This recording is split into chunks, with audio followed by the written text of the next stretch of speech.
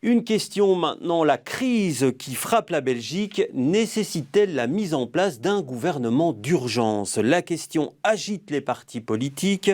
Les réunions se sont multipliées ces dernières 24 heures et elles ont laissé apparaître une nouvelle fois de nouvelles divergences avec la NVA.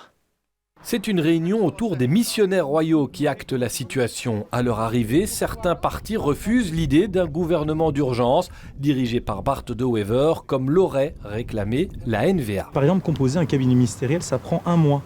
Est-ce que vraiment on a 1 mois à perdre à composer un cabinet ministériel? On n'est même plus en mesure d'organiser des congrès de participation de partis puisque les rassemblements sont interdits. Car il se murmure que les nationalistes ont aussi demandé des mesures anti-migratoires et une réforme de l'État. Dans la lutte contre le corona, je ne sais pas si c'est la régionalisation de la police qui va nous aider. Donc moi je veux bien qu'on discute de ce qu'on veut, je respecte tout le monde, mais à un moment il faut quand même arrêter de rigoler.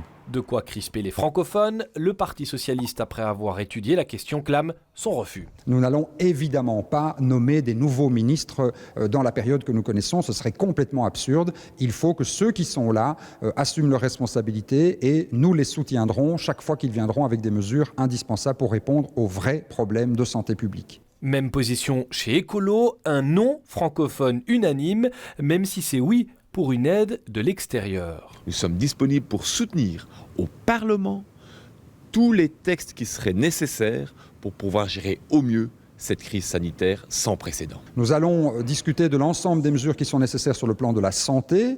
Des mesures seront aussi indispensables sur le plan de l'emploi. Il y a de nombreuses petites entreprises qui risquent de tomber en faillite. Il y a des indépendants qui sont déjà et qui risquent d'être encore plus en grande difficulté. Il faut évidemment dégager les moyens budgétaires nécessaires. Les positions sont claires, mais elles torpillent la mission royale qui était d'avancer urgemment vers un véritable gouvernement de plein exercice.